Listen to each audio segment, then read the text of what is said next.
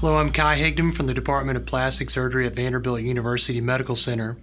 I'm here to discuss our article, Hematomas in Aesthetic Surgery, which along with my co-authors, Drs. Hood, Kautzanis, and Kumar, are very excited will be published in the upcoming issue of the Aesthetic Surgery Journal.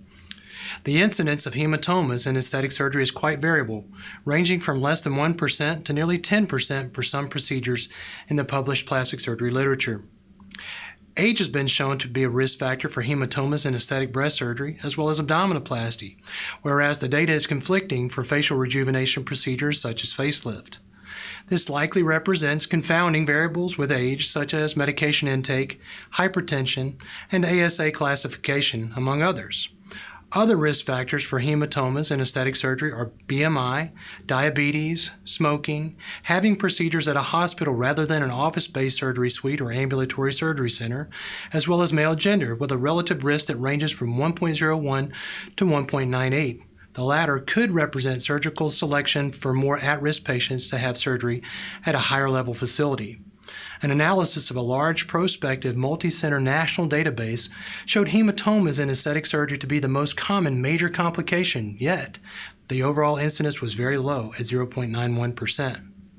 The vast majority of hematomas occur within the first 48 hours of surgery. Thus, this window is the time for peak clinical suspicion for this most common complication.